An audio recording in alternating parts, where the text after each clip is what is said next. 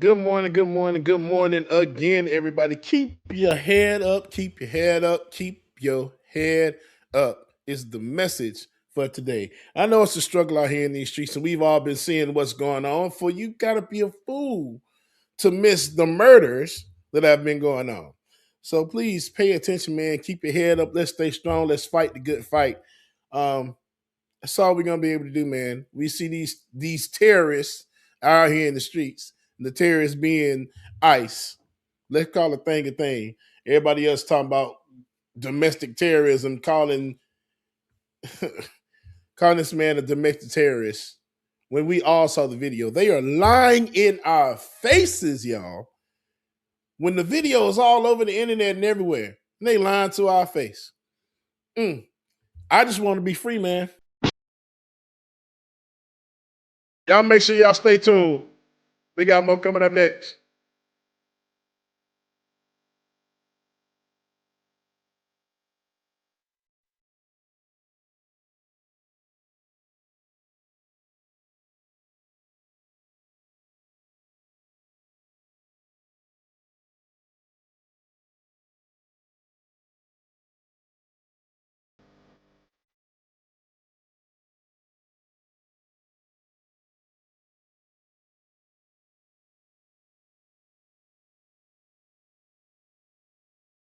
All right, y'all, we're gonna go ahead and get this show started, man. So y'all stay tuned. It's about to go down here on the Benjamin Dixon Show channel, man. We got a full show for y'all today, so you want to stay tuned. Good morning, y'all. Work that we're doing here is not going to stop when it comes to these type of discussions. It's going to be for us and by us here on this platform when the media is telling us to look the other way. Your support is what helps us move forward. Join patreon.com/like it or not. Help us grow. Like it or not starts now.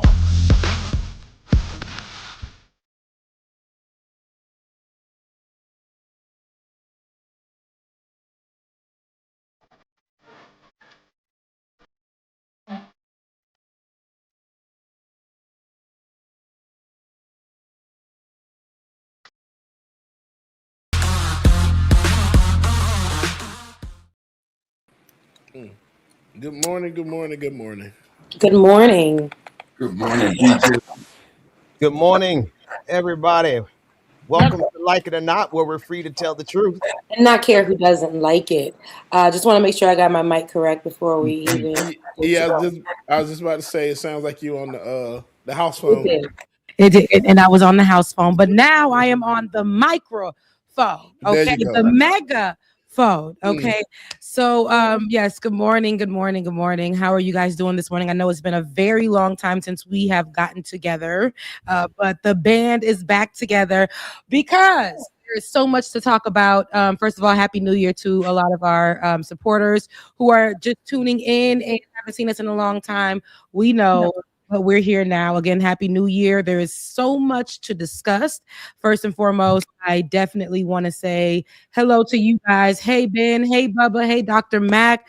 How are you guys doing? I know there's a lot been going on and we'll get to it, but how are you guys doing first and foremost?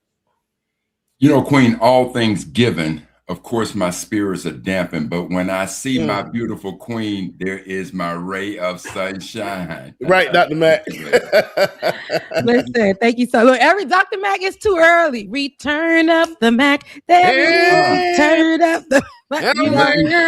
And let me say, brother DJ, I love you. I miss you. Happy New Year, man. I love you too, brother. It's so good to see you, Dr. Mac. I know Mama is probably somewhere in the background screaming her butt off right now this morning. But it's good to see you, brother. I love you so much, man. It's good to see you, Doc. Love you too, black man. Absolutely good to see you, Ben. I know that we ain't got you in, in full caricature, but we do have the baby picture. So how are you doing, Ben? I'm doing good in the background. It's where y'all need me. I'll keep the footage rolling. I'll be filling in for David. You all know David is the super producer extraordinaire.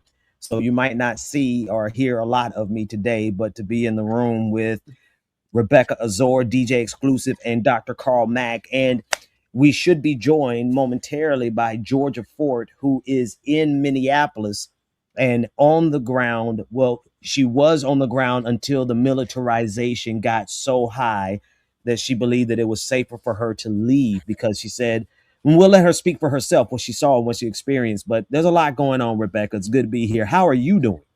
Oh, glad you asked. I'm hanging in there. I am good. I'm happy to be here. I am excited for this new year. Again, all things considered. I'm excited because we get to be at the forefront of this conversation, to attack misinformation, to be able to stand on the front lines as best as we can, to be able to be in connection with people like Georgia Fort, who are on the ground, to be able to be in connection like Kevin Ortega, who is constantly doing round the clock coverage of this, for us to be able to mobilize when we feel like things are hot, for us to get on the phone and be able to just go in and see if we need to pull up somewhere if need be. I think that is right. If ever there was a time, what they say, what the Bible said, for such a time as this is the one. I think right now, we've been discussing for over 10 years about misinformation, and we've been discussing since Joe Biden, became president. Donald Trump soared up and down that, he was the real president. We saw people scale the walls at the Capitol. We were covering that wall-to-wall coverage only for them to tell us not to believe our eyes at that time, right? And we preached about what would happen now. We said what would happen. We even covered it every day. And today it is happening. We are at war stateside because Donald Trump wants whatever he wants, whether that's for him to make sure that he steals the election, whether that's to make sure that America stands on the grounds of, anti-immigrants, anti-Black folks, or whether that is to make sure that no kids are fed, at all, whether that's to continue to push out misinformation about immigrants stealing jobs from Americans, or stealing programs from Americans, or Black people not being good enough, or, stealing taking away our exhibits from museums and from state parks, so that people do not know our history, to erase us, to eradicate every single thing that is not white, that isn't a lie in this country. The same thing that this country is built off of, that's what they want to continue on, instead of the work that we've done, right? They don't want us to remember what they did to Black Americans' ancestors, but they want us to remember people scaling the walls and the one lady that died that day. They don't want us to remember what we saw on camera just the other day with Renee Good. They don't want us to remember what we saw with Alex Preddy. They don't even want to mention Kevin Porter Jr. out of California. Okay, they don't want us to know what they're doing to these immigrants over there in the holding cells, right? That they hold them in, where they're not leaving alive, right? Where they're unaliving them there. They do not want us to know that these unalivings aren't just what we're seeing on camera. They've been happening. And the talks of immunity, we've seen that conversation float around. And then by JD Vance, the vice president of the United States, immunity, not for us, immunity for ICE agents when they murder innocent people, right? But then he walks it back. We're going to go through all of those discussions, but this is what we're seeing here. And like I said, I am glad that we get to do this work so that we can go ahead and correct misinformation and push out or figure out together what we can do. Because just like everybody else, I too, when I watch these things, feel helpless sometimes. Every time I feel like we've gotten somewhere, it's the feeling of helplessness that comes in, because what next? Because now it's like they're given so much power. They're not even messing with the police officers themselves, them being ICE. They're not even respecting police officers. So what next? So yeah. I know I said a lot. No, Queen, let me chime in and say this. In the totality and in a much bigger picture, what we better understand is we are literally dealing with the most divisive president, certainly in our lifetime. But if you went back generations, and the only other president that I think was more divisive than Trump would have been Abraham Lincoln, unfortunately. And I say divisive because ultimately we went into civil war because of his election. But it was simply, but the difference between a Lincoln and a Trump is Lincoln's mere election caused this country to divide over the issue of slavery, and we went to civil war. In the case of Donald Trump, there has not been a more divisive president, and I'm going to exclude Lincoln. I just needed to mention him for that historical reference, but I'm going to exclude him. There has never been a more divisive president in the history of this country. Now, I don't want to stay subjective with it, so let me be objective. Under Trump, you've had the largest one-day protests in the history of this country, and if I'm not mistaken, that was the Women's March, where women came out in January of 2017. Then you came back and you had the largest protests in the history of this country, which was George Floyd that started it in Minneapolis, May 26th, and went on for a period of time where you had anywhere from 15 to 26 million. And in the Women's March, I think you had somewhere like 3.5 to 4.5 million. And that was the largest at the time. And then you had the largest same-day protest in the history of this country, the No Kings protest, which I think it got up to almost 7 million people that participated in that. So in addition to these protests, you also got this going on around the country. He just went to Davos, Switzerland. Outside of Davos, Switzerland, at the World Economic Forum, you got protesters holding up No King signs. You got them, Europe. You got folks in Europe with the iconic red MAGA hat on, except it says, "Make America Go Away." So when you look at the divisiveness of it, and I'm talking about not only the divisiveness that we've seen in America, the man has pissed on Canada, slapped the shit out of Mexico, told EU they don't give a damn about them. You know what he's doing to Russia. He's on his knees with Russia, mouth wide open for Putin. What has he done to the folks, to the Palestinians? There is not a group. Yeah. There's not a group. As a matter of fact, and let us not forget Greenland. Oh, Lord, let us not forget Greenland. Let us not forget Venezuela. Now, he goes to the World Economic Forum in Davos and starts this whole "we taking Greenland" kind of thing, like it or not, excuse the pun, the easy way or the hard way. Europe done bowed their back up to the point now that all around the world, you're beginning to watch other countries sell their U.S. treasuries. In effect, family, if enough of them do it, the debt that'll hit that'll hit America is going to be insane. As a matter of fact, China at any point could spank that ass with immunity, if you will. So you're watching countries like Denmark, you're watching countries in the EU, you're watching Japan, China sell off their US treasuries because people are so put off with this fool. He is literally the most divisive president in the history of this country. And to your point, Queen, he says that administration says one thing, but does another. And it is incumbent upon us to remember our history. We need to remember who's the little white boy, Queen? Was it Rittenhouse? Yeah, Kyle Rittenhouse, who came up to the protest with his guns. But now I want us to just go back, family, and just slow down just a second. Think about what they said about Alex. Their justification is this man, in the words of Trump, it's not a good deal when you come to the protest with a gun, so things happen. Something to that effect. But now Rittenhouse, go ahead, Queen, goes to was it Kennesaw, Wisconsin? Mm-hmm. Gun in hand, AR in hand. And so with Pretty, they says he went there looking for a fight when the man never brandished his gun, never did anything. Whereas this white boy is walking down the street like I'm ready to instigate, and ultimately kills two people, shoots and wounds another person, and then they describe him as a hero. So to your point, Queen and DJ, I heard you earlier. Don't you dare believe your lying eyes. And if I had to go back in history, which I always do, this ain't the first time, not for Black folks, because again, the first time we ever saw this nonsense with law enforcement on video, not the first time we ever saw it, but the first time that I can remember, we captured it on video, Rodney King. Right. And we sitting right there. We watching with our own lying eyes. And they came back and said, no, justifiable. And we had to burn this bitch down. That's what we had to burn this bitch down. So I'm gonna leave it right absolutely there. Right.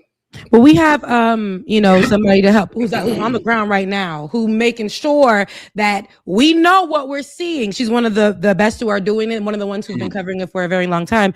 And our girl Georgia Fort, we have her on the show. I know that she's in the house right now. Hey, Georgia. Georgia. Hey. Georgia. Good morning. Georgia, you know you on our mind, baby. Yeah, absolutely. I hope I'm in your prayers.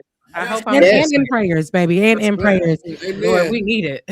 Absolutely. So first of all, we thank you for the work that you are doing out there. I know that you're putting your life on the line out there to actually cover these stories, and you live out there. So you've been out there from day one. Yeah. A lot of the coverage has been wall to wall with you. I'm like, dang, she's out there. It's in the middle of the night. What's going on? We hear these, shots they ringing out. I hear yelling, and you are literally out there making sure that we get the truth because they don't want us to believe our eyes, as Dr. Mack said. But so what have you been seeing on the ground right now so far? How is this going for you? We have so many questions, but how are you, girl? What's going on?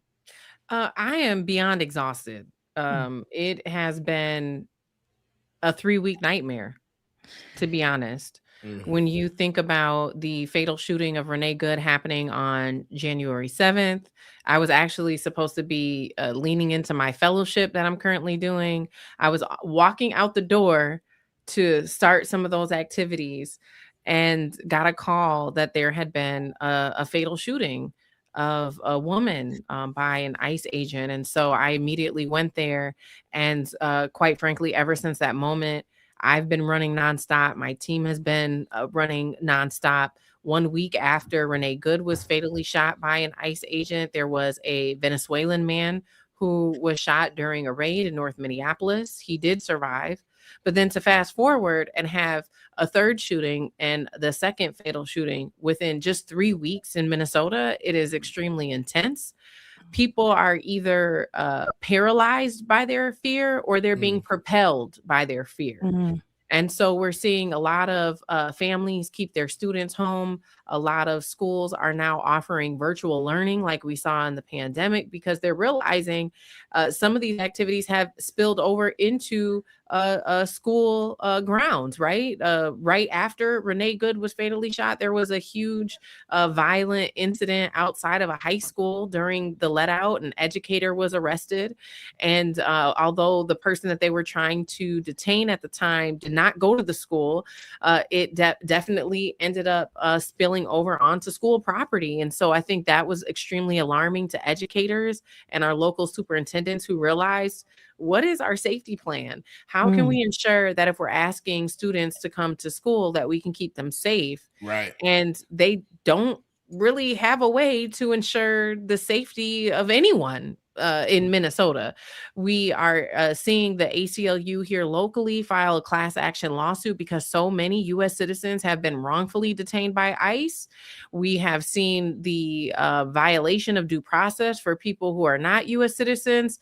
Hell, you can look at these investigations for the fatal shootings, where our local state investigators have been prohibited from even investigating or collecting evidence at the scenes. So much so that Renee Good, the fatal shooting of Renee Good, in my opinion, was almost like practice in terms of the attorney general and the Hennepin County attorney and local authorities asking themselves, like, well, what authority, what jurisdiction do we have to try a federal agent, right? And so they had to do a lot of studying, and they ended up putting up a public a URL, a website where they are urging the public to upload evidence. Like this is a precedent. We've never seen investigators urge the public to submit evidence through their website, right? But now it's that same strategy that's being deployed for the fatal shooting of Alex Preddy, the ICU nurse who worked at the VA's hospital. And in fact, now that they have this knowledge, they were able to deploy it more quickly. And so the Hennepin County attorney and the local BCA went to the scene. They were denied access to the scene after he was fatally shot. And so then they went to a judge and they asked the judge to sign a search warrant. The judge signed the search warrant, which then should have given them jurisdiction to be able to access the scene to collect evidence. And the federal agents did not comply with this judicial order. Wow. And so we're just seeing an erosion of our constitutional rights, our civil rights. We're seeing that judicial orders are not being complied with. And I think that what is happening in Minnesota has to be a code red for America, or we are going to be in serious trouble. Absolutely. George, a quick question. When you say that they're asking everybody to upload all of this video footage, quote, in their investigation, why do you think they're doing that? Well, I think that the Hennepin County Attorney's Office and the Minnesota Attorney General Keith Ellison, who a lot of people know, who prosecuted he was the prosecutor for the Derek Chauvin trial, right? So these two individuals here, elected officials, they do have jurisdiction to investigate and arrest even a federal agent, right? But they can only do that if they're able to collect enough evidence to prove that there was a crime, that there was some type of violation of a statute of law in the state of Minnesota. And so if they don't have the cooperation of the FBI, right? If the FBI is the agency that's supposed to be leading this, and then normally they would work in tandem with our state investigators, the BCA, but they're prohibiting the BCA from having any access to the scene, then what is the next action of recourse? It's hire a private investigator, do the investigation yourself. And so they're asking for the public to submit evidence, from my understanding, so that they can start to compile their own case. But Queen, George, I'm sorry, but the feds are not asking for folks to upload videos, are they? This is state. This is state and county officials. The Minnesota Attorney General Keith Ellison, who many people know from the Derek Chauvin trial and the Kimberly Potter trial. And then the Hennepin County Attorney Mary Moriarty, who is here, who represents on a county level. So they're using their state and their county authority and jurisdiction to try to launch an investigation in a case of their own. Got it. So basically, it's like ICE and their authority still supersedes while they're in Minneapolis. It's superseding the state officials, the law over there. And like you said, this should be literally a huge red flag. People should be saying, if that can happen here in Minneapolis, it can happen anywhere. Yeah. But George, I have a question for you. Why Minneapolis? We know that with the George Floyd, we remember what happened in 2020, the Black Revolution happening. People were protesting. You were there as well. You got to cover that. But why is Minneapolis the target, especially for Donald Trump? I think that is somewhat to be determined. I could throw out a few things as kind of speculation. We know that our governor ran as the vice president on the ticket with Kamala, right? Mm-hmm. We also know that this state primarily voted blue. We also know that George Floyd happened here, and Minnesota at that time became the epicenter of a global movement that in much regard is still very well alive today. We know that in Minnesota, Prince probably predicted it. He said that the revolution would start here. And so I think that there's a number of different factors. What to me in the last 48 hours has been the most revealing. Our governor has set his political ego aside, and he has begged and pleaded this administration to turn down the temperature in Minnesota. What I've heard from people who either agree with what's happening with ICE or who are just not in tune with what's happening, people are kind of saying, well, maybe the folks in Minnesota are overreacting. People in Minnesota are saying the people in this nation are underreacting. And here's why. I want to give you some context. Yeah. When you juxtaposition what's happening in Chicago, it's not just that people in Minnesota are responding different. That's not why this looks so different. Let me tell you why it looks different. Minnesota is a fraction of the population of Illinois. Illinois has more than 2 times the amount of population that we have, yet and still they had half the amount of agents. So we're half the size of Illinois, but we have double the amount of agents. Wow. Not just that, we have a fraction of the size of the population, or of the population of immigrants. So if we have less immigrants here, if this was truly about immigration, why would we need more agents than what Illinois had? And the last point that I'll make in terms of contrasting, having something to compare this to just let people know how tremendous Operation Metro Surge in Minnesota is. The operation in Chicago and Illinois has been ongoing for maybe 4 months, right? They've arrested 1,500 people. The operation in Minnesota has only been going on for about a month, and they've already arrested 12,000 people. Wow. But now, Georgia, it could two, and I want to put 2 other items on the board, and I certainly love the way that you stated it, speculation. But could it also be that Minnesota is somewhat of a sanctuary state? And could it be because of, publicly stating this from the Somali Americans, how many of them voted for Trump? I want to say somewhere around 30,000. So could those also be factors that is why Minnesota? Let me lay this out for you more in the form of a question. The thing I think people should be asking themselves: if this was about immigration, if it was about fraud, if it was about the Somali community, then why, when our governor asked for them to turn the temperature down, why did Pam Bondi write a letter asking for our voter rolls? Yes. That part. So I'm not going to speculate, but as a journalist, my job is to ask the questions. I'm having a hard time connecting the dots here. What does our voter rolls have to do with immigration? Number one. Number two, this is not the first time that they asked for our voter rolls. They asked for our voter rolls before they came in, probably almost as, hey, if you guys want to avoid being the next LA, if you want to avoid being the next Chicago, give us your voter rolls. And our Secretary of State and our Attorney General said no. And so here we are. So is this what happens? So this is why I'm saying what's happening in Minnesota should be a code red for this country, because if they come and they ask for your state's voter rolls and your governor, your elected official says no,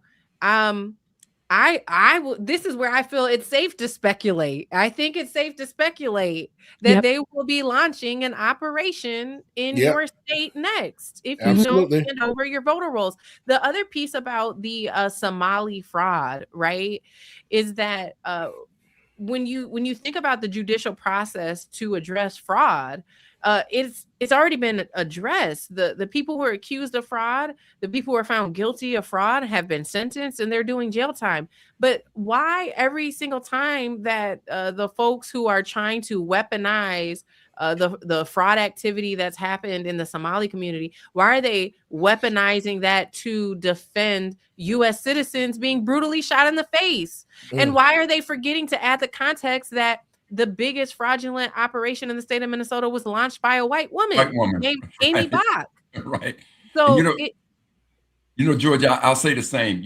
When you pose the question like that, I think the other thing is, if America is so concerned with immigrants and drug problems, all one has to do is look at the White House and ask, why is it that Trump now pardons this guy Hernandez, who was convicted of bringing 400 tons of cocaine, drugs into this country? So if you're so concerned about these things, why would you do that? And I think those are the same questions that you're talking about in regards to Minnesota. And for me, it's the same thing that one could say about a whole lot of things when you look at what has happened to us as a people, Black folks. I'm listening to some news reporting station where they had this sister on there, and she was a minority sister, representative from the state of Washington. And she made this statement: never in a million years could you have thought that these things ICE would be on American streets. And everything in me just went cold. Like, have you lost your mind? Don't you remember what happened in the 60s when the streets looked exactly like that? That's but right. They did not pay attention to what was happening to Black folks. And now here it comes circling around again. So Georgia, I just want to thank you so much. And I think on behalf of all of us for your extraordinary work, your extraordinary courage. And I know what courage is. Courage to me is when you're afraid, but you still go.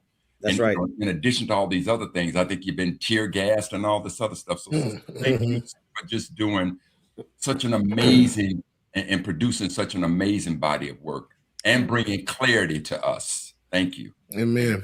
Ben, you're on right now. Were you going to ask her a question? I was going to go somewhere else with the conversation. But well, before you take off with the other direction, and we might be on the same page, I don't know. But Georgia, tell us about your experience as a journalist. Yeah. Because as you look and you've covered everything, you have been from Derek Chauvin to Black Lives Matter protests, to Floyd, obviously, and then with Renee Good, but then even before that, Philando Castile. Like, you've been a Minnesota stalwart, regional Emmy award-winning reporter there on the ground who is doing phenomenal work. And in spite of seeing and experiencing all of that, what has this been like from a First Amendment journalist perspective? It's been a nightmare. We are seeing the journalists here being brutally attacked, but it's not new. Like Dr. Mack said, there's a long-standing history of a lot of the violations of our civil and our constitutional rights that have happened, that have set the stage for this moment. I think back to 2020, in the aftermath of George Floyd, there was a journalist, a reporter who lost an eye. There's permanent injuries sustained from going out, being on the front lines and covering this work. So yes, it is terrifying as a mother to go out and not just think about being brutalized, because I've also been shot with a rubber bullet when I was covering the protest after Daunte Wright was killed, right? Wow. But then to think now about losing your freedom, being detained for documenting what is happening as political retribution.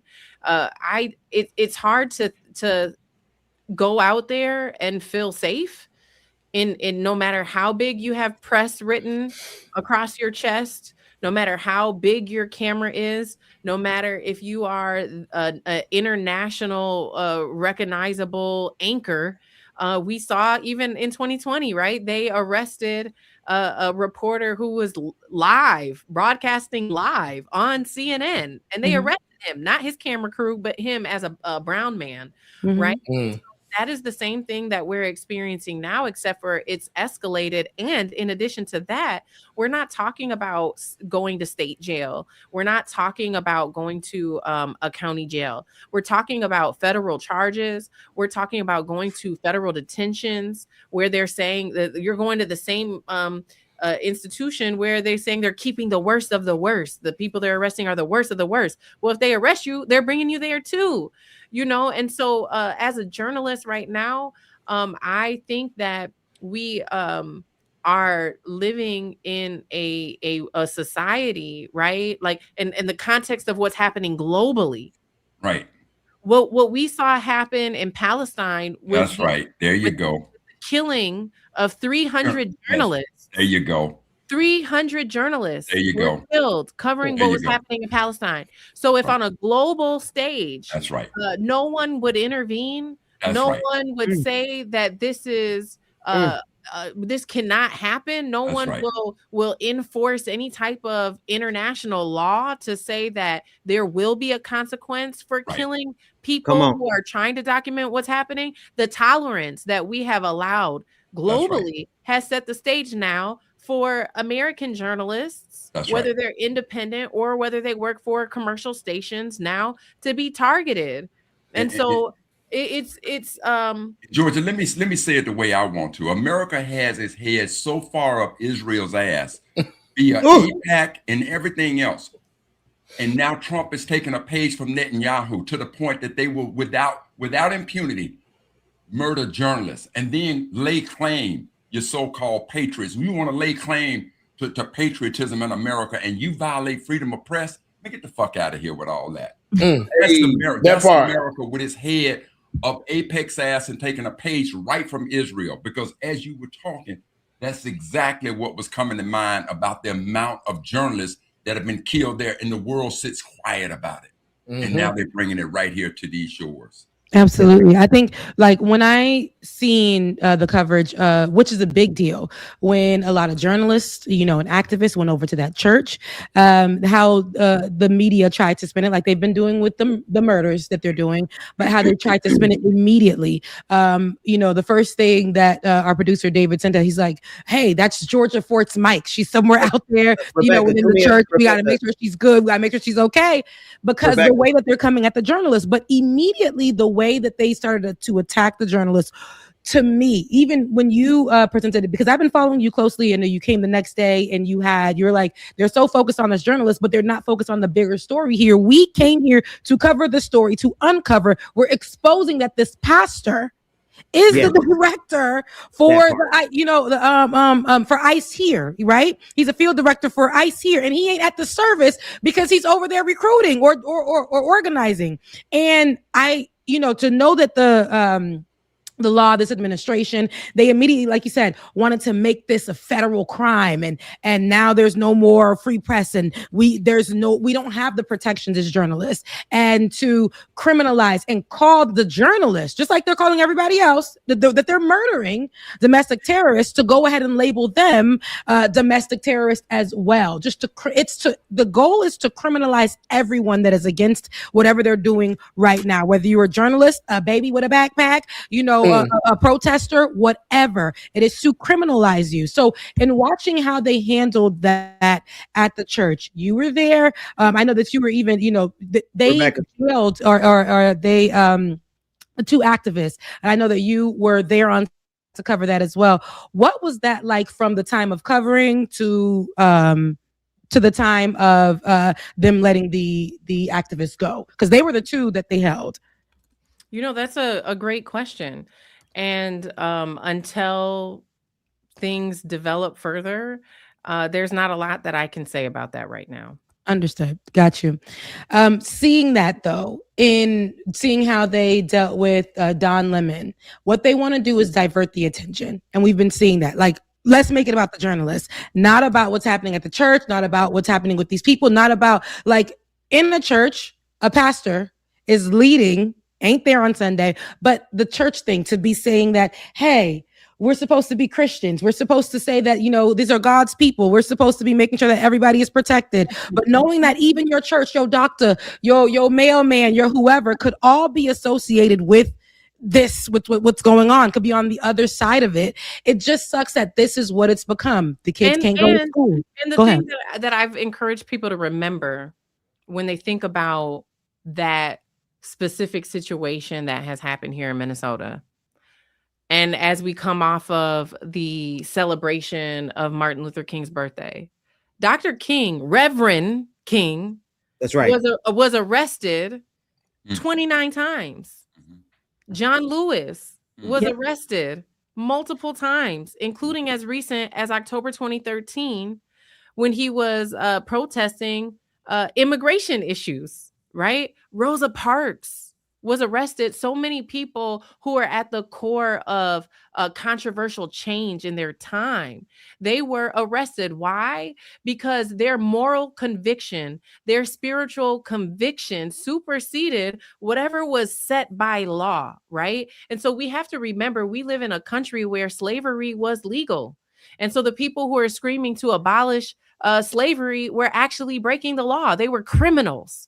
But they had a moral conviction that what had been happening in America with slavery was morally or spiritually wrong. And so they didn't care that, based on the times, that their actions and their beliefs and their spiritual convictions were deemed illegal. And so they made a sacrifice. And so the other side of that, Rebecca, and what I think you were trying to touch on, that I'll say here, right, is, as a journalist, it is not our job to agree or disagree with what we are filming. It is our job to document. And so when you think about the horrific attack that Don Lemon has been at the center of, you know, and it's because he is a household name. He's been at the center of this, all for what? Documenting what happened, telling both sides of the story. People have been outraged. That specific story has sparked so much debate in the religious community, in the people, the First Amendment, right? The First Amendment covers the freedom to protest, the freedom to be a journalist, and the freedom to practice religion. So you're seeing this intersection, all these issues intersecting and colliding from this one thing, and people are having all these different feelings about it. But you know why you're able to feel that way? Because there were brave journalists who are there to document not one side, but both sides. And so if we want to be aware of what's happening in our world, whether we agree with it or we don't agree it, we do have to stand up and honor and protect the rights of the free press. And that's the go ahead, Queen. But that's the whole reason why we have these stories. You know, you had people out there who were recording, and then you had journalists immediately follow through to be able to get you these stories, to be able to get you what's happening on the ground. I see just many other different journalists who have been out there who have had to call out that, like you were saying, that they're the press, but that does nothing, because you too can get shot with tear gas. You too can get arrested. You too can be unalived by ICE. It doesn't matter. And because these conversations are only happening because we have journalists out there who are willing to cover it, willing to risk their lives, but get you the story as is. We need to be able to see it. And that's how we're developing these conversations. But what's interesting is this administration is trying to do essentially the same thing. Oh, let's put out the camera footage and the body cam footage, which is giving us more of saying like, hey, well, what we saw from this journalist or whoever, this is literally what we're seeing. But they're saying if we just do what they're doing, it shows that our, you know, our hands aren't dirty anymore. And I think that's the problem. It's this pattern that they're creating. You've seen it, we'll drop it, but who do you really want to believe? And it's to push out, it's to constantly make it look like journalists are lying. Journalists are there to flip the story. And it really, really sucks because I've seen under even your post, people have commented under my comments under your post to say, you know, oh, it's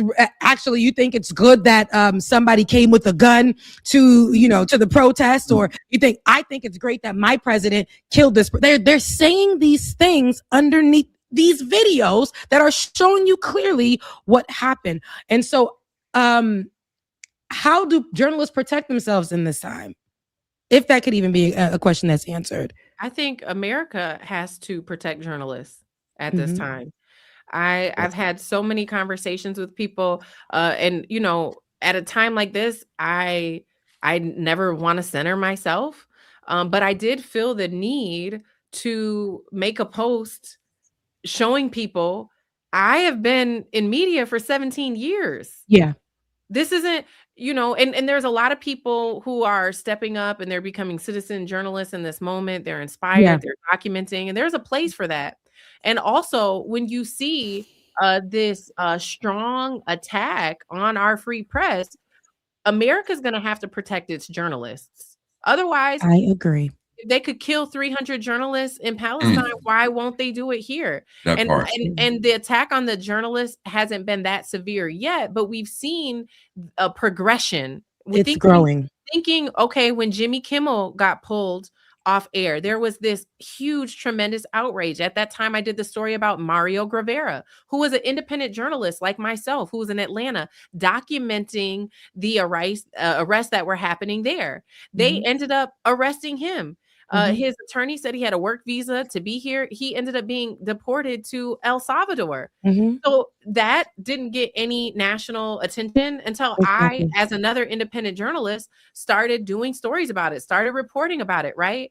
And so we have to understand that media is a tool that is extremely powerful that we can all use, but we also have to start respecting professional journalists who are out here, who have been doing the work. And when we see whether it's federal agents, whether it's local municipalities that are infringing on the rights of journalists, we have to take it extremely seriously. This is part of the reason why I started being so outspoken back in November. On November 25th, there was an ICE raid on the east side of St. Paul where 3 journalists who were clearly identified as press were injured. One had to be taken by ambulance.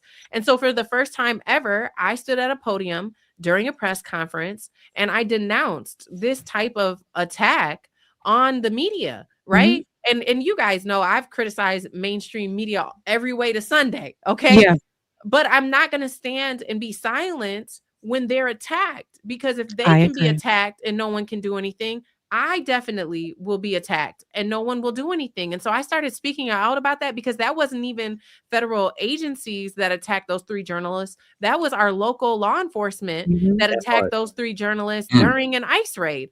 And so who is here to protect us? Can we count on our local law enforcement? Can we count on our local officials? Well, we know where the federal government stands. But have we been totally abandoned? And that was one of, I think, the most profound speeches that I've heard in all of the coverage that I've done over the last 3 weeks was co-executive director Eli Darris of the Minnesota Freedom Fund. He said, just tell us if you're abandoning us. Tell us. Because the way that we're not seeing people who are elected, who have power and authority to do something, it's concerning. And it is, you can make the statements, you can go to the press conferences, you can use profanity, but if it's not being followed up with action, then what does it really mean? And so that is one of the reasons why I do keep pointing to what the Attorney General is doing. I keep pointing to what the Hennepin County Attorney, what they're doing, because it does appear as though they understand the limited power and authority that they do have. And it does appear as though they are trying to investigate and have said that they're willing to prosecute any injustices that they're able to prove.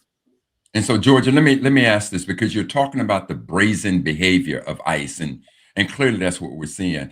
And then on top of that, you got these large protests. I mean, incredible protests. And I want you to comment on 2 things. One is, I think I saw this weekend what appeared to be a protest that stretched like blocks and blocks and blocks around the corner in this some huge area inside of Minneapolis. And so when you think about the statements, the comments that are, because we're so angry with ICE and we're shouting these things out to them, and this brazen behavior, given, and I want you to try to look, if you would try to explain, why do you think that in light of so many cameras on them, so many people upset with them, large protests everywhere, that they still just feel like it don't matter, we're gonna do what we want to do, we'll continue this brazen behavior? Why do you think it is? Do you think it's a lack of training, or is it something else?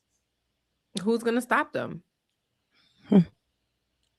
So could it be, is it safe to say that it's because the president, you know, when you say who's going to stop them, what I hear is going back to Project 2025 and his own words, where this administration, including the vice president, has stated they get complete immunity. So, I mean, because for me, you know, when I hear people say it's due to a lack of training, I don't think it's a lack of training. I think it's the seduction of power.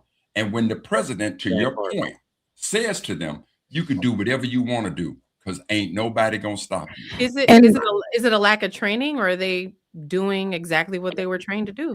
That's what I was going to get to. I think that so one, JD Vance did put out that they have immunity, walked it back a couple of days later and said, sometimes you got some basically bad murders, sometimes you got some good murders. Like, well, if they're bad ones, then we'll figure it out, we'll investigate, which clearly we're not seeing any of that due process at all.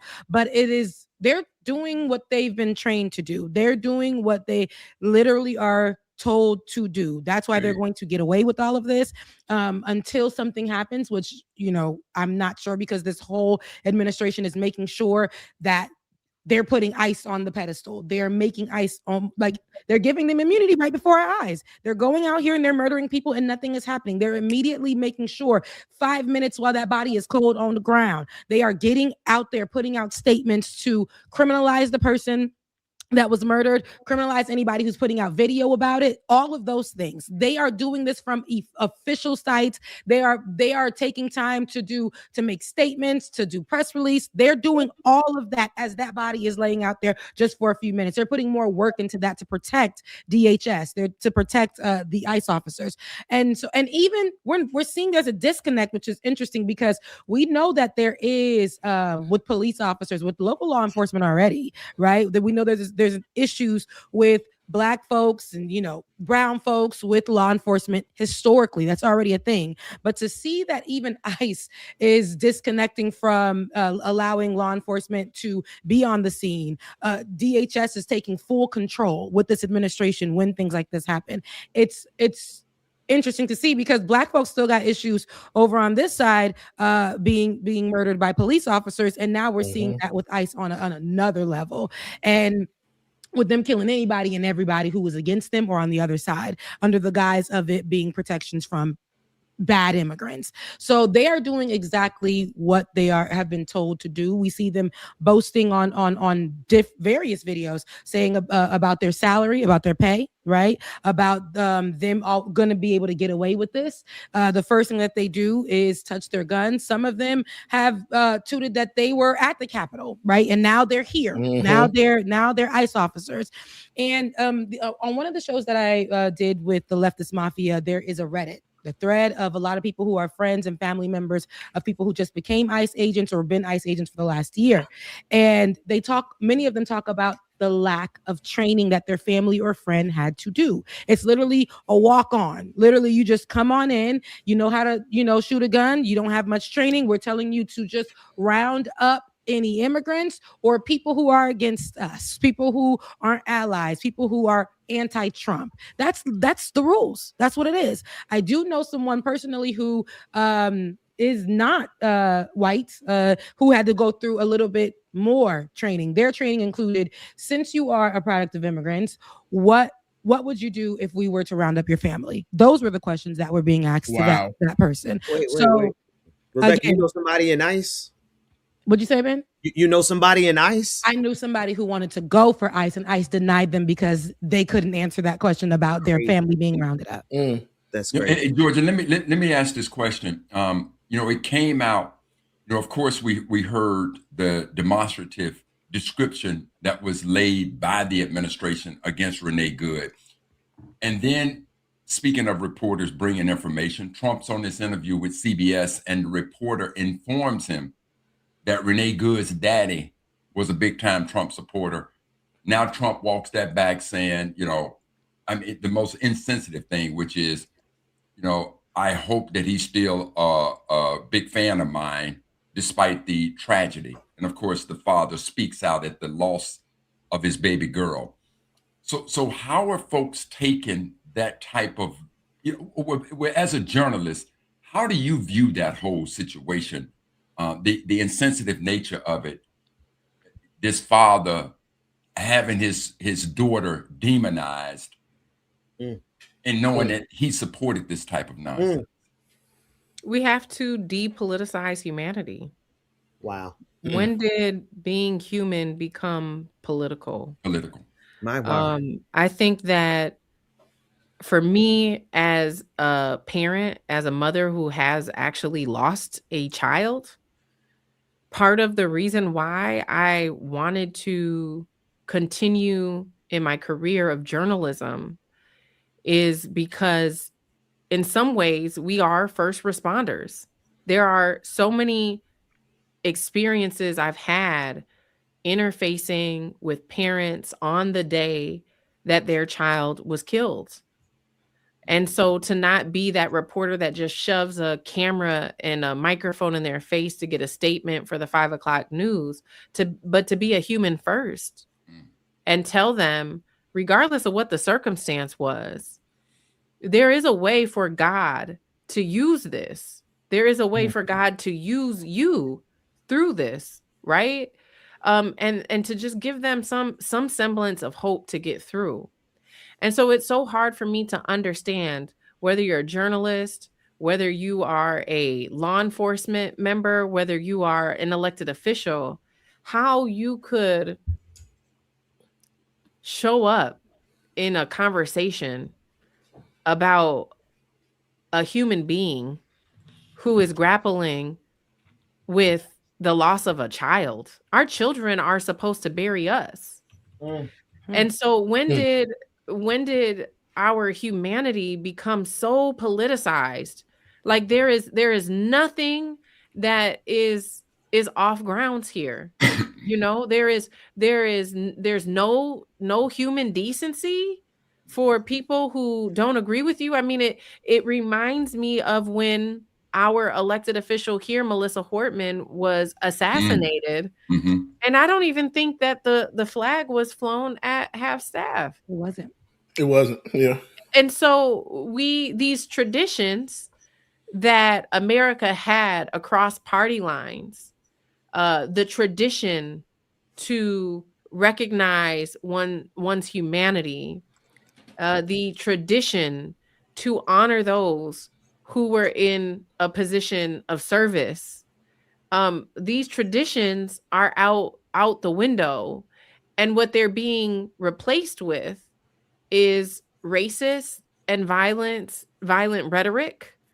And that paired with the ongoing constitutional and civil violations that we are enduring, I think that is why we're seeing the response that we're seeing. We're seeing tens of thousands of people, if not hundreds of thousands of people, are taking to the streets, taking a stand. We saw more than 100 members of clergy get arrested at the Minneapolis-St. Paul International Airport. We saw the church protest. We've seen so many different demonstrations, protests at hotels where these ICE members are saying, I think the people of Minnesota, I think the people of this nation are growing desperate because our elected officials, our local law enforcement don't understand if they have any authority or any power to intervene and protect the people.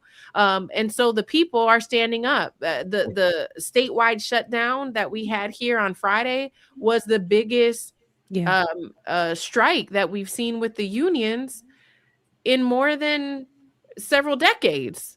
George, George, I think the other point that comes to mind is when you talk about these these rules and these traditions that have always been in place. And if I was just to take a parallel to that about DEI, the one criticism that they tried to use for diversity, equity, and inclusion is that it wasn't based on meritocracy. And see, what you're talking about is that there have been rules of law, the Constitution, that have established that things should happen on their merit. And what this administration is doing is saying, no, we want to change the rules again. This is why I will clearly say, when they speak against diversity, equity, and inclusion, when they constantly change the rules, when the First Amendment and the freedom of press no longer applies, this is America once again saying to us, to the whole world, we ain't never been about meritocracy. It ain't never been about your ability. It's only been about us as white men win. Yeah.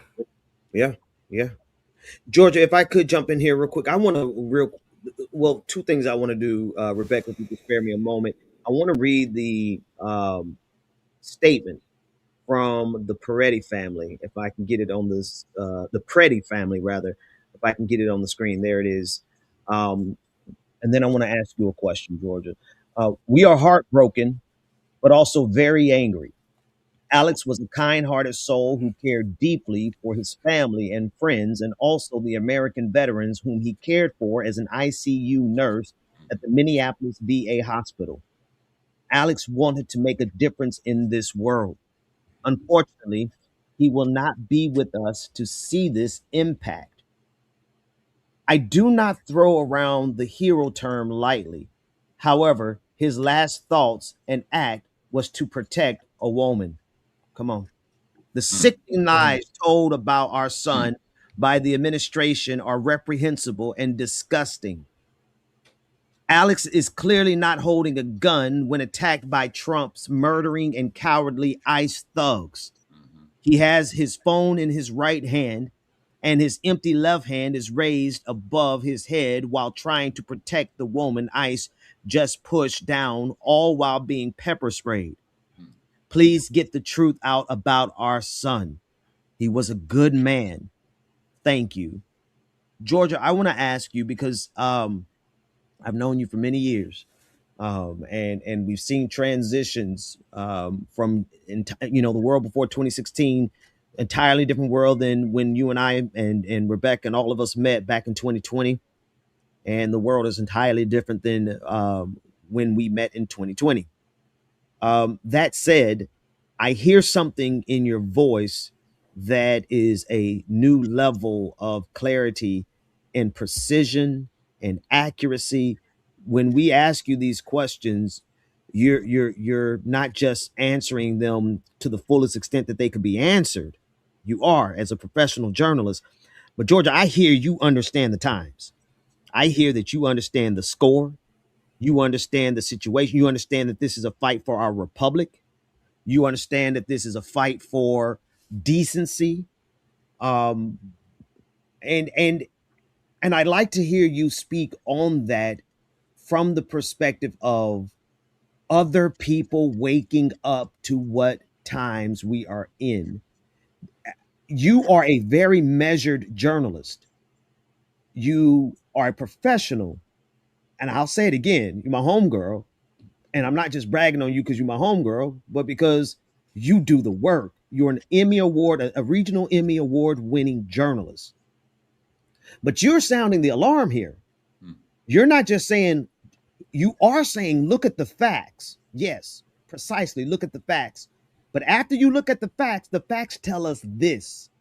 And that this that I hear you alarming us about, it's a pretty big deal when you're talking about democracy, ain't we? Like we're talking about the whole ball game here. And I hear you have clarity there.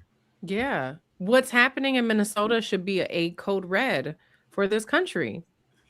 How do we justify, how do we renormalize after this, right? Like our constitutional rights have been violated, no consequence, nothing's being done. And so how do we get back to it being normal that when your rights are violated, there's a consequence for it? And the only way that we get back to that is if people say we're not going to tolerate this. It's not right. If an agent shoots a woman in the face in broad daylight Mm, while they're supposed to be focused on immigration and she's a U.S. citizen, mm. she's a white woman, that we're going to investigate and then make a determination, right? How do we get back to a point where if someone says that a person is armed but they're not armed and then they're shot multiple times in the back while they're on the ground with their face on the concrete, how do we get back to a point where that would actually be investigated before it's just declared that it's justified? Like, how do we get back to what our social contracts were, the things that we agreed were law and order? How do we get back to that when we're seeing federal agents who have jurisdiction across this whole country? This isn't a Minnesota issue. This isn't a Minnesota agency. This is a national agency that can come to a city near you. Yes. So if we're just going to stand by and just, okay, the first U.S. citizen wrongfully, unconstitutionally arrested, that's too bad. Oh, it's probably just a mistake. The second one, the third one, now we have a class action lawsuit. Now a woman is killed. Then a man is shot. And then now a man is killed. And let's talk about Alex Peretti. You're talking about an ICU nurse at the Veterans Hospital. I mean, this man, he's a model citizen. That's right. And so how do we justify, oh, well, he had a gun? Yeah, that's also a constitutional right. And so it is very difficult to stick to the facts when you keep telling people the facts and they act as though it's advocacy. They act as though there's exceptions to there cannot be exceptions to our Constitution. Our Constitution is the bedrock of our democracy. And if we're saying that it's negotiable, then essentially we're saying that we're at a turning point in our country where we are ready to rewrite the rules. That's right. But what is being forced on us then is who gets to rewrite those rules. That's right. Meritocracy. There is none. Georgia, I'm convinced that if Jesus was at that protest, you fill in the blank. If Jesus was at that protest, they would have crucified him. That part. Georgia, so even in how you're discussing it now, I think even what Ben was trying to touch on, hey, you have been doing this for years. You're a journalist, and you even mentioned this earlier. There's a different level of professionalism of how you cover the stories, how you follow up with the stories, what angles you're trying to take. And this time it's like, I'm getting everything because the people do need to see, especially with this administration trying to rewrite what happened and put that out there as Bible. And so just hearing in you when you're talking right now, we know usually as journalists, we're trained to be unbiased, not to have any emotion or those things. And I would say the best thing I ever did was go independent as well, because I'm like, these stories, I can't say, like, just to imagine as you are covering it right now and you to be over there in Minneapolis and for you to be at the sites where these people were shot. Right. Yeah. And, lifeless bodies and people around you running in chaos or being a part of the protest and being shot at with gas and all the things. It's hard to be a journalist and not and be out there and not have a feeling. So right now, even when you're speaking, I feel like you're seeing this as somebody who lives there, as you said, as a mother, not just a journalist, but in seeing this, right? We know we've watched these videos with police brutality, having to wake up and watch Philando Castile, all these, watch these in the middle of the night because it's somebody videotaped it, and now we're watching this out on a live or something of that sort. Doing this all over again, but with ICE, and still haven't fully dealt with police brutality, and now adding ICE onto it and covering this. Is there a balance for you right now, or is it all like you're like, listen, they're getting everything, they're gonna get the coverage as a journalist, and whatever raw emotion goes out there, or is there some kind of balance for you? Not much balance right now because I really believe we're at code red.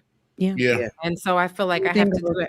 everything personally and everything professionally. And that's part of the reason why I'm using that language. Like what's happening in Minnesota has to be code red for our country. Think about this. The government could mandate a shutdown, right? The government could tell us during the pandemic, hey, it's not safe. You guys got to go home. When do we as responsible adults say what's happening right now is not safe for our children? It's not safe for our bodies. It's not safe for our countries. And when do we start to prioritize our own strategy, our own organization to do something, whether it's in resistance or in response or to a reply, like just anything. Otherwise, it's just people, they're going doing their 9 to 5s, people still going on vacations. You know, if this, let's just say, like, just use your imagination. If this starts happening at every city across the country, they're asking for voter rolls. We don't know why they want our voter rolls. They don't just want them just to like hang on their wall. They're going to do something with them. And so there is a clear strategy here that is moving us further and further and further away from our constitutional rights. It's because it's so normalized to have our constitutional rights violated. It's essentially basically our Constitution means nothing. Yep. There's no way to uphold or enforce our Constitution. And so it's like, yes, and even in that, in amplifying those facts, I think conservatives would say that is advocacy, but it's not. It's just the truth. Mm-hmm. And so if we're at a state where the truth is political, the truth is up for debate. I mean, people are trying to say maybe we're on the verge of a civil war. As a journalist, I don't necessarily think I can make that declaration. That would be up for experts to make that declaration. Mm-hmm. But a declaration I am confident to make is that we're certainly in the middle of an information war. The way in which we consistently see video evidence, eyewitness testimony that contradicts statements that are made by officials, that is an information war. The way in which we're being told that our Constitution still means something, but every single day we're getting new cases of people's constitutional rights being violated, and then nothing happens. I mean, we're certainly in the middle of an information war, if nothing else. And so, Rebecca, I remember when we first connected and we talked about making that transition to being independent. And one of the things that I appreciate most about being an independent journalist is the freedom to examine the media as an industry. Back in the day, newspapers, it was common for newspapers to have media critics where they would criticize themselves. I mean, they've done away with that. And so I think it is the role of independent journalists to antagonize and pick apart, analyze the way in which mainstream media is showing up in this moment. And what I can't seem to wrap my head around is the fact that these mainstream media outlets are acting as though they have the experience and the authority to report on an authoritarian regime. And so going back to that press conference where I talked about the 3 journalists who were attacked by the St. Paul police, in that same press conference, I said, and to the media, I want to ask you, for those of you who went to J school, journalism school, what did they teach you about covering an authoritarian regime? And no one had an answer because it's not a part of journalism curriculum. There is no rule book on how to cover an authoritarian regime. So all of this, let's be objective and tell both sides. How can you tell both sides when you're covering an authoritarian regime? The old rules are out the window. They're gone. And so even the media, I mean, they're still cutting to the weather when our Constitution is being dismantled. My plea to them was, how can you be neutral about the dismantling of our democracy and still expect to be protected by it? You want to sit here and show up and say, oh my God, they're shooting our journalists. This is a violation of our First Amendment Constitution right. But then when a U.S. citizen has their door knocked in, you're like, okay, well, we're not really sure why this person had their door knocked in. We're being told that they're a U.S. citizen. You want to sit here and act like it's okay for members of the community to have their constitutional rights violated over and over and over. But oh no, when your journalists are attacked, then it's, oh, the First Amendment. But the First Amendment, if it doesn't apply to everybody, it can't apply to you. That's right. If Alex Preddy can't exercise his constitutional right to have the legal right to bear arms, you can't have the legal right to the freedom of the press. And so that is the thing, is like, we cannot have selective outrage about our Constitution. We either have to stand up for our Constitution in its entirety, or tear it up, so that it can protect us. And so this is where I think the media plays a very critical role. I think that we are beyond a point of neutrality being a reasonable thing. I think neutrality in this moment is complicity. And I understand the desire to want to tell both sides, but at some point, the other side of the truth is a lie.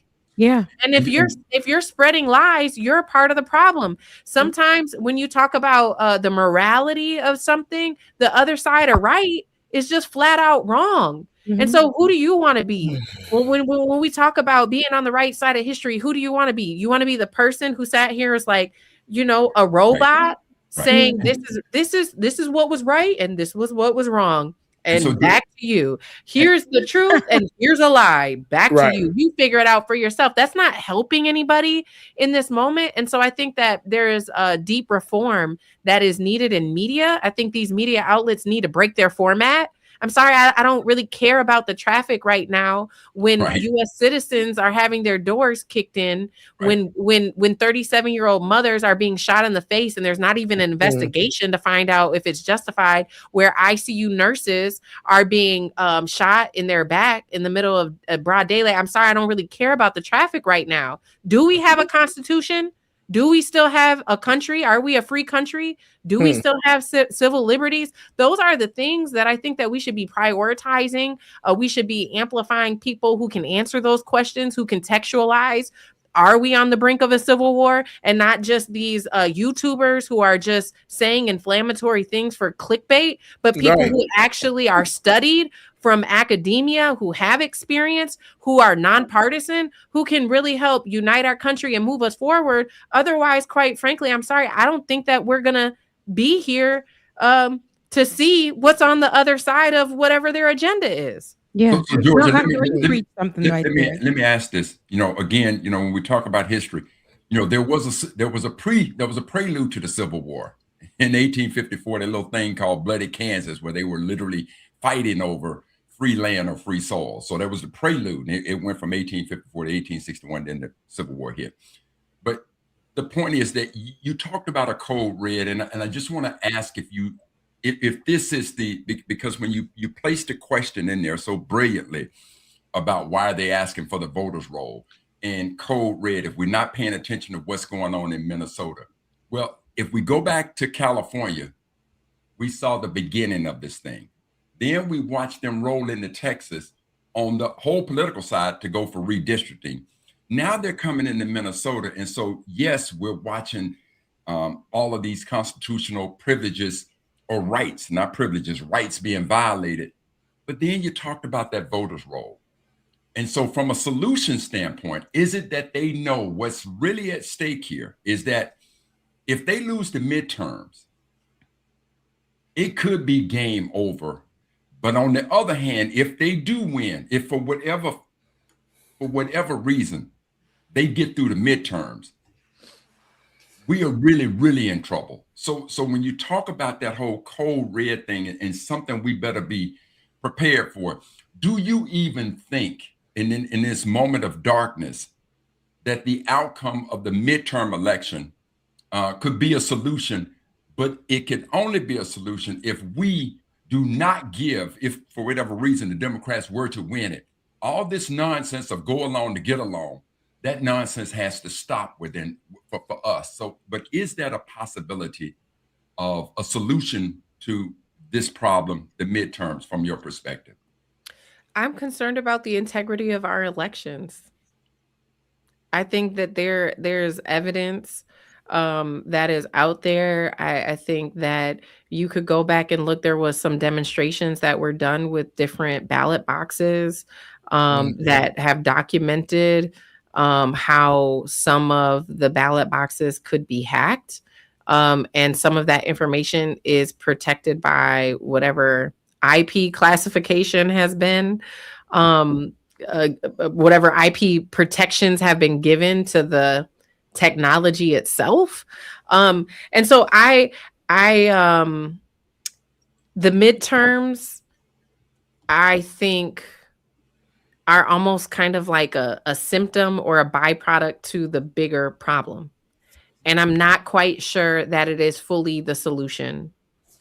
And so I know that there has been a lot of organizing around making sure, that people are caucusing and people are voting. And I think people should do that if we survive to the midterms. If we're still here for the midterms, you should go vote. You should. But the reason I'm asking it, Georgia, is because of what you said.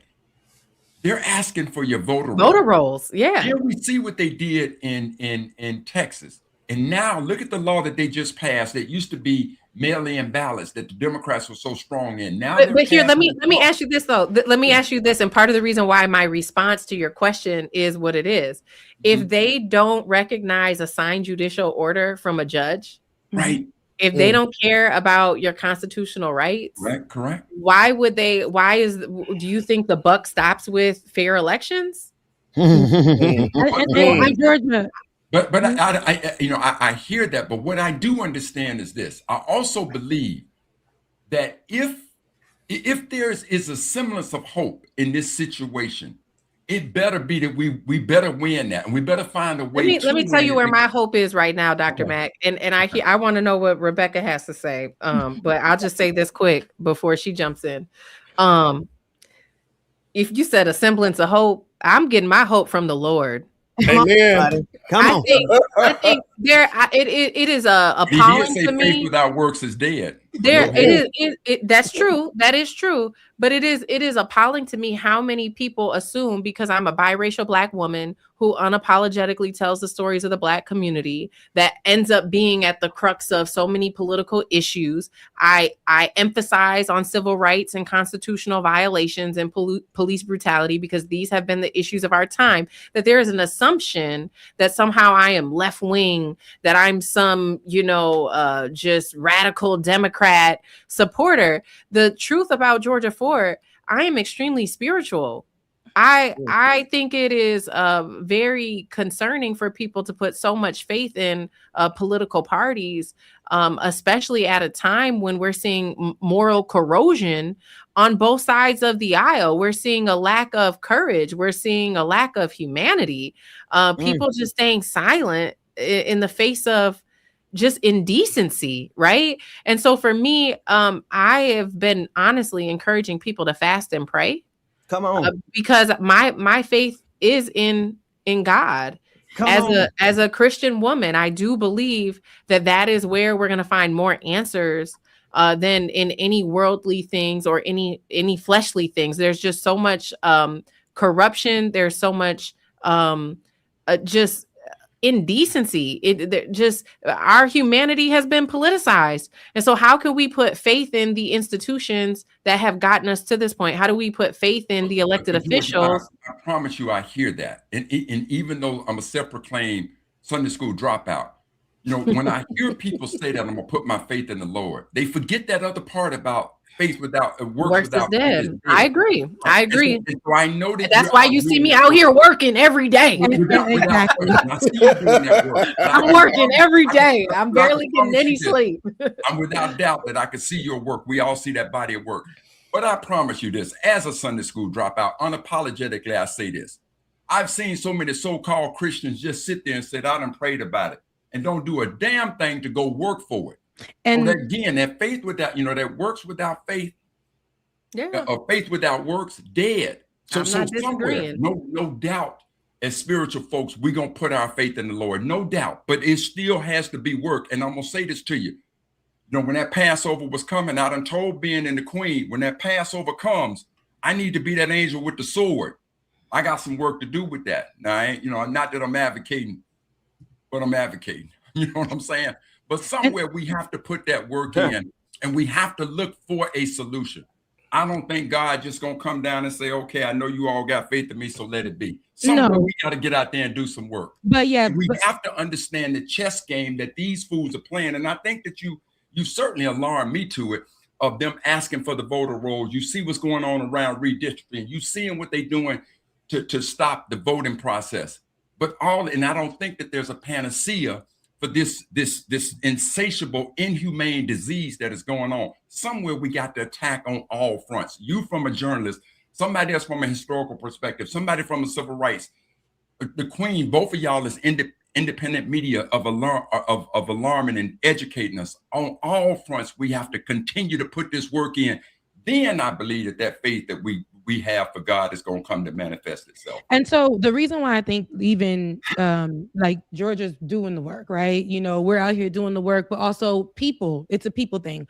We have to be, and we can't be in charge of what they're doing and how they're doing it. A lot of people are afraid that their votes don't matter because of what's been going on historically. A lot of people are afraid to go outside and protest. A lot of people are afraid that, you know, with a lot of the things that people have done already, they're saying that we've protested. We've done some of the biggest protests in this nation. We've done all of these things, and this administration is still giving a big F you. So right now, what we can do, we can only do what we can do. I know earlier, Georgia, you were saying, like, even with the mayor, it has to be more than getting on the mic, cursing out folks. So what more, like, on that level? See, I know that you had your criticisms for the mayor, and I am too. We want somebody who's like, okay, that's real cute, right? That's real nice. You can get on the mic, have a little, but what the people need this, the people need that, the people need more of this and protections, and for you to say it plainly with not these viral moments. So for you over there, even so with your leadership over there, what can they do better? You're down there on the ground. How can the people over there be protected more by leadership in Minneapolis? Well, I think holding them accountable. You know, you elected these people to represent you. And so whether you're calling or you're emailing, but we have to move beyond a place of just having conversations and seeing that these elected officials follow through with what they say that they're going to do. And I think this is where my tension is around the question that Dr. Mack has about the midterm elections. Is like, I mean, it's a power struggle, you guys. So if we're seeing this play out in real time, and city, county, and state officials, what have they demonstrated on a local or on a national level that has allowed them to use their power or authority to intervene in anything that the federal government is doing? I haven't really seen anything that's been extremely effective. I know that there's dozens of lawsuits that have been filed by the Attorney General. We've seen restraining orders be requested, harassment orders be requested against the federal government. We've seen judicial orders be placed that basically just reinforce the law. Like a judge signed an order saying that you can't, that federal agents can't brutalize protesters and journalists. Well, isn't that the law? Why do we need a judicial order to reinforce what is already also the law? The law we need a judicial order. Like, so we're seeing elected officials do everything. So for the everyday person, I mean, I think people have to start to make their own decision. Yes, faith, like Dr. Mack, you said, faith without works is dead. So what is your work? What action are you willing to take to ensure that your constitutional rights are going to be here during the midterm election and after the midterm election?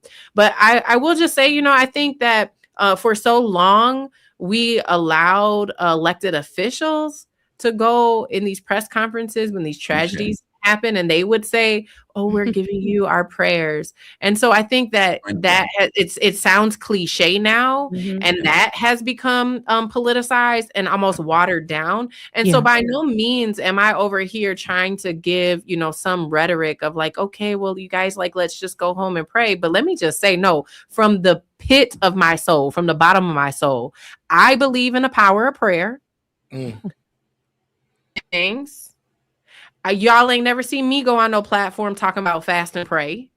You know, is that journalistically correct for me to say fast and pray? You know, no, probably not. But that's why I'm an independent journalist, That's why I'm saying mainstream media needs to break the format. We're not in regular times. This isn't normal. It should be a code red for the country.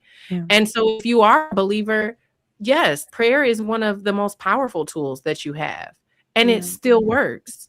And so I think that this nation needs divine intervention.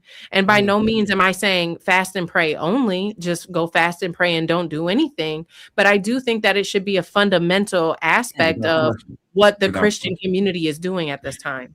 And Dr. Mack, it's so crazy because you asked this question and probably 10 years ago when I first got into politics as a journalist, and I probably would have told you, this is what we need to do. We need to rally around. We need to check this. We need to do that. We need to talk to everybody in the community. I've done rallies for the immigrants. I've done all the things, right? So the thing is, when that question is asked, is like, how do we, journalists are doing their part, these people are doing their part, these people are doing their part. Then we have people who are on the opposite side combating that as well, on the opposite side combating that as well. This administration is very, very powerful in how they want to attack all these aspects to be that is supposed to show what's going on and get the people going and do these big rallies and protests and days where no one is purchasing anything or going to school and stuff.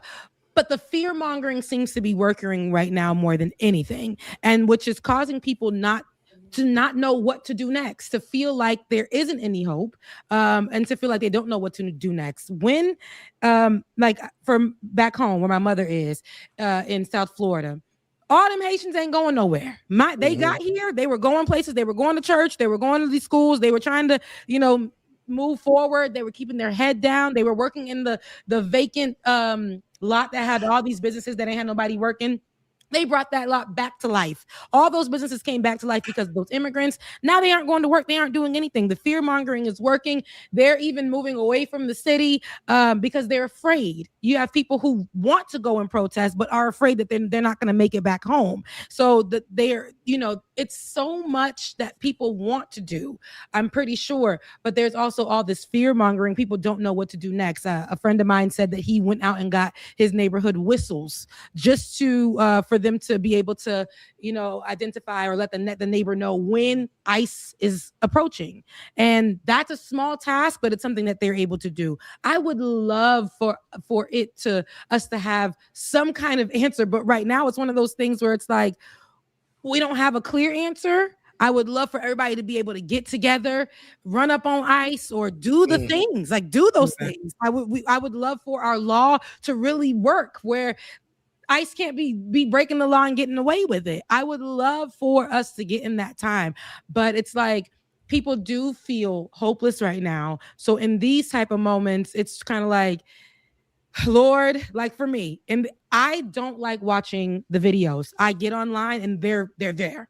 They're there. I'm watching them sometimes in real time. I didn't like watching it for Charlie Kirk, whom we do not like none of that man's politics. Didn't like none of that man's politics. What he preached, those folks that are ICE agents probably believed a lot in what Charlie Kirk went off of.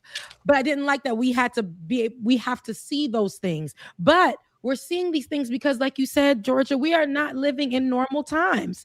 These people are allowing all these things to be okay. Watching somebody be murdered and for them to be able to do it again in a few days. And what is really mind-boggling is when they did it to Renee Good. That was the only reason why we found out about Keith Porter, right? And that was because it wasn't on it wasn't, no one videotaped it. We weren't able to see it anywhere. It was just an ICE officer who was off duty, and to me, an ICE officer who was off duty is still an ICE agent. They're still an ICE agent at the end of the day. That's right. It's had the protections of an ICE agent. And so but I said to myself, this is not going to be the last murder. There's going to be one soon. And soon enough there were. And in between Renee and Alex, they were shooting other people, right? The people were being shot, and those things were just being covered as, oh, this person used their car as a weapon on ICE, or all of this other stuff. They're telling us not to believe what we're seeing. But again, all of this being said, we are not in normal times. So the way that we're covering this stuff, it has to be extreme, or the way that we're going about it. The last thing for the hopeless is to put your hope in something. If you don't believe in God, put it in something. Like we have to, I think that having faith that something can change, right? I think that will help us get to the next side of it. Because for me, like I said, I wanted to give up on this long ago. I'm like, I can't take it. I can't take it. I'm covering this and understanding. People are in the comments telling me I'm putting out information to make people afraid of this administration or whatever. And now look where we are. Look where we are. And I'm like, nah, I got to keep on doing this work. But the only thing that's having me do this work, like Georgia said, is my faith. Is my faith which is making me get up to go the next day. But also in doing it, every day I'm getting something new. Like, all right, Rebecca, this is how you're going to do it. You can't just do it the same way. You can't just cover it on an unbiased basis. You got to cover these in-betweens if they're not touching on purpose. You got to go in the crevices and let people know that this is the plan. Like, this is what's going on. This is what it looks like. And I think that's what we're just going to have to do. Keep our hope alive so that God can give us the strategy as we move forward. Well, Queens, let me say this to both of you all. I would clearly give both of you the Mary Ann Shadd Carey Award and the Ida B. Wells Award as legacy members of Sisters in Journalism, without question. But I gotta bring, there's nothing inside of me that won't allow me to bring this historical perspective. You know, Queen, you said we ain't in normal times. Well, I'll push back a little bit and say no, but we're in common times. What do you think Frederick Douglass was thinking when them Confederates fired for something? And it looked like America was about to tear itself apart. Frederick had to sit there and smile because he knew that this was the war that was going to end the bondage of our folks. So when I see these fools in ICE doing what they're doing, there's nothing new to us as Black folks about what they've been doing. We've been seeing this now. White America is getting a whole dose of this thing. But again, what Malcolm said to us, and where I am in hope on this, because Malcolm said of all of our studies, history is best qualified to reward all research. When you find that you have a problem, study the historical methods of people with problems like yours. When you know how they solve theirs, you know how to solve yours. Now, I'm just going to go inside my own little history. Life member of the Seattle NAACP, been away from Seattle for a while, had this young sister to come to me and say, you know, Dr. Mack, can you give me your endorsement to run for president? I ain't really want to do it. However, there was an administration that was in place that was foul and eating off the backs of our people. So I endorsed this young sister. And I remember helping her to win the presidency. But I said this to her in a very stern way. I said, if you take your monkey butt up in there and you start screwing over our people on the backs of the NAACP, as God is my witness, I will come after you. She did it. I came after her. So what is my lesson here? Is that, yes, I'm going to keep that faith. We all keep that faith. I don't disagree with any of you on that. But there needs to be a new way of doing things when it comes to politics. So when we elect these officials, Hakeem Jeffries, for example, Schumer, for example, when you got your head up Israel's ass, go get them. Give them one term and go get them. If we educate our folks more with what you all are doing, there's just a new way that we got to do things. But we also got to build on those old things, because trust me, times have been a lot harder for Black folks than even they are now in these darker times. Right. We found a better way. We were the ones that said when they wrote in that Declaration of Independence to form a more perfect union, we're the ones that's been helping America to form a more perfect union. And we don't give up now. Not that either of you are saying that. So I'm clearly embracing the faith of it. But trust and believe, sisters, there is so much inside of our history that lays out a very beautiful blueprint. Even since we brought up Dr. King, go back to Dr. King's Testament of Hope in that speech when he said, there is going to come a day. He said, and I'm not even going to be upset, because these Negroes are going to bring a desirable, intimate, fervent protest against police brutality. And that is what we're seeing. This blueprint lies in our history. So going forward in this thing, do I think that we have to put these officials in place? But what we can't do is what we've always done. We go out there, we do our part to elect them, and then somehow they forget about shit. No, 2 days is over. I don't care who they are. The mayor of Minneapolis, yeah, brother, I do appreciate you telling them to get the fuck out. But if you don't do right, we'll get you the fuck out. And everybody else will get them the fuck out. That's it. Listen, let me jump. Let me jump in real quick because we only have a few minutes. We only have a few minutes before the end of the hour, and we want to get everyone out to the rest of their day. When you all start talking about God and faith and everything else, I was just sitting back. I was sitting back with my popcorn like this. I'm just munching on it because every day, I realize how big the literal fight is. Democracy is on the line. We got to do something, and we got to be willing to go all the way because they've demonstrated that they've gone all the way. But Georgia, I can't approach these times outside of my faith. I can't. This thing is so crazy that I have to lean on the Lord. The Lord is my light and my salvation. Whom shall I fear? Certainly not MAGA. Certainly not some Nazis. Certainly not ICE. Okay, that. And then I wanted to make sure I want to clear up something that we haven't addressed, but people need to be aware of this. ICE has no policing authority over citizens. The legislation, the statutes that create ICE make it clear what we can and cannot do. ICE cannot enforce immigration law against citizens. They don't have that power over us. They cannot demand proof of citizenship from us. We are citizens. Arrest for silence or refusal. They can't arrest you for being silent. They cannot arrest you for disrespect. They cannot treat non-compliance as resisting. We have the right to resist. We saw these in documents that were released by ICE themselves. They know in their own documentation that they do not have policing authority over American citizens, only over immigrants. And so what we're doing is authorized by law, and we absolutely have to keep doing it. That's it. I just want to make sure we made that reminder. Rebecca, we're at the top of the hour, but I know you want to wrap it up. And Georgia, I want to say thank you for coming on, and God bless you. Yes, Georgia. Everything that you're doing. Thank you for having me back on. It felt like a family reunion. Okay. Look, only what else missing is Dwayne. That's Dwayne. Oh, David. And David and Dwayne. Yeah. What a time. What a time. You about to say Georgia? Listen, we're at unprecedented times right now. But like you said, you did make really great points. Both Georgia, Dr. Mac, Ben, everybody. I hope that everybody who's watching was able to be updated, get updated. Georgia Fort is on the ground right now doing the work.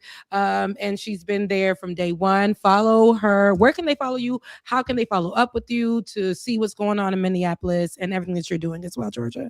I am on all social platforms as Georgia Fort, or you can head over to my website, georgiafort.com.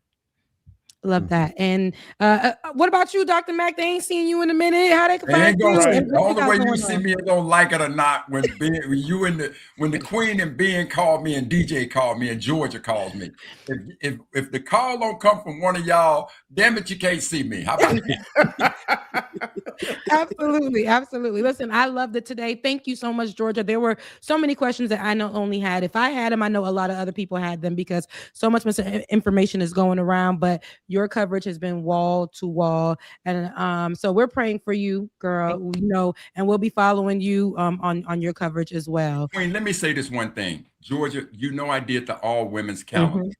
Mm-hmm. I promise you and Queen, if for whatever reason I do a revision, I promise you, y'all gonna be in this thing. Let's go. Y'all gonna be in here. I'm so proud of the two of you. God bless you. I'm so proud of you. Thank you, Dr. Mac. Thank you, Dr. Mac. All right, you guys. All hearts and minds are clear, Ben. Before y'all get out of here real quick, let me tell everybody, shout out to all the MAGA and the ICE supporters in the chat that have helped boost our numbers. Yes. And go to y'all algorithm. So we appreciate y'all. And trust me, if y'all wanted to deport blacks next, we'll go back because y'all country will be so effed up. We'll gladly go back. Damn, you better try to go back. We ain't even asked to be here. Pack a lunch when you come over here trying to talk. Okay, come on now, please. We have built out of here. We ain't going nowhere. We get your white ass up out of here, MAGA. Bring that on, fam. You back to your colony in Europe, where you came from.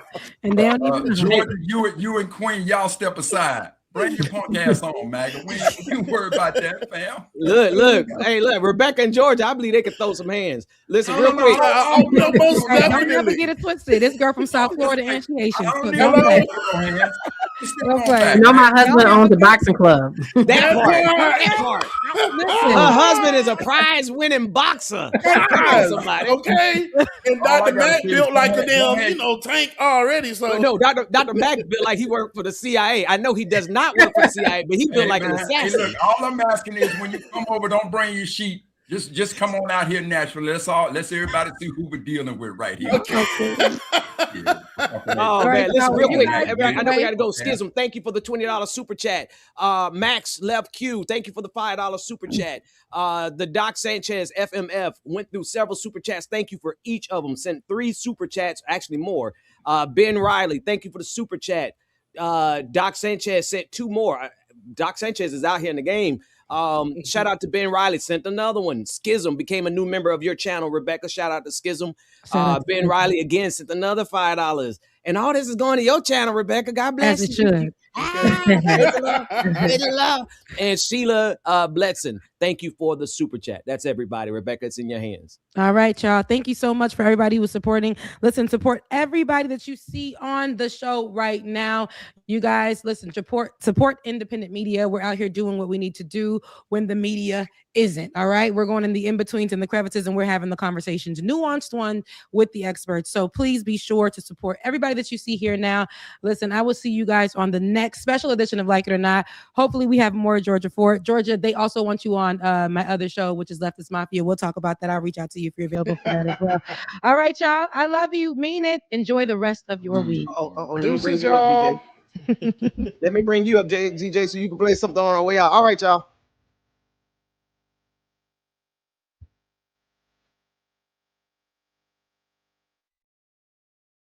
We thank y'all so much again, y'all, for joining in and tuning in today on this special edition of Like It or Not, man. Hey, please, if you have not already, please share, like, subscribe, and all that other good stuff, man, to each and every one of our channels, man. We love you, mean it. I'll see y'all Thursday, Beard Butter Chronicles. It should be going down, man. Love y'all, mean it. We'll see y'all soon.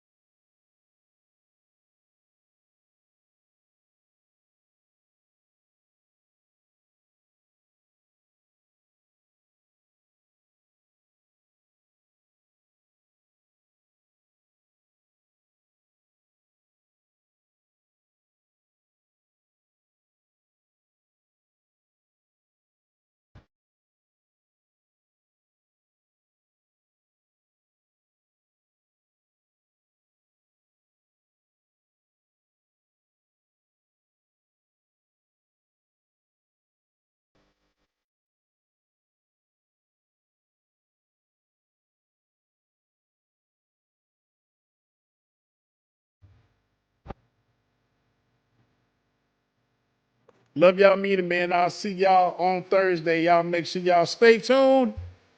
Like it or not, it's about to go down. Love y'all. Peace. Look it up. Peace. Hey, talk to me.